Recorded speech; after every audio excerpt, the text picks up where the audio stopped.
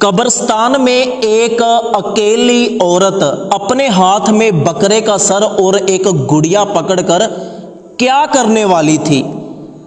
एक दिन दोपहर के वक्त मैं कब्रिस्तान वाले रास्ते गुजर रहा था कि अचानक मेरी नज़र एक औरत पर पड़ी जिसने बुर्का पहना हुआ था और हाथ में बकरे का सर और एक गुड़िया पकड़ी हुई थी और वो कब्रिस्तान की तरफ चोरी छुपे जा रही थी। मैं डर गया।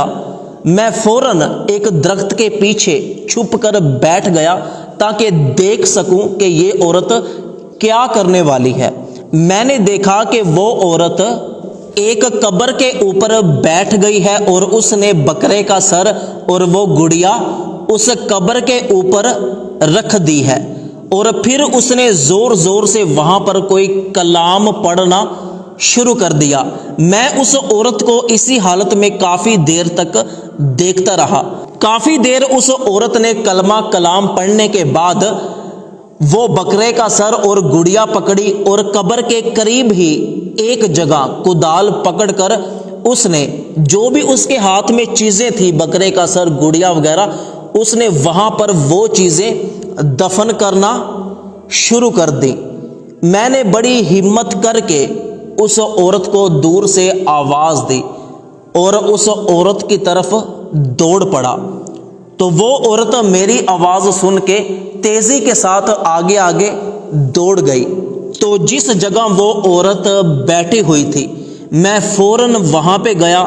जाकर जमीन को खोदा तो वहां से मुझे एक काले रंग के बकरे का सर और एक गुड़िया मिली जिसके सर में सुइयां चबोई हुई थी।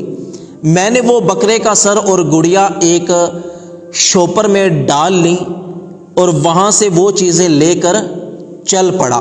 मैंने सोचा कि ये बकरे का सर और गुड़िया लेकर इमाम मस्जिद के पास जाता हूं और उससे पूछता हूं कि कब्रिस्तान में ये बकरे का सर और गुड़िया दफनाने का क्या मतलब है, लोग ऐसा क्यों करते हैं। जब मैं इमाम मस्जिद के पास पहुंचा, जाकर सलाम किया, उसके पास बैठ गया और जाकर उसे सारा माजरा बताया और फिर उसे बकरे का वो सर और गुड़िया जिसके सर में सुइयां चबोई गई थी वो दिखाई और पूछा कि ये कब्रिस्तान में दफनाने का क्या मतलब है। तो इमाम साहब भी तौबा तौबा कर उठे और मुझे बताया कि वो औरत किसी पर काला जादू कर रही थी, इसलिए कि वो किसी को तबाह बर्बाद कर सके।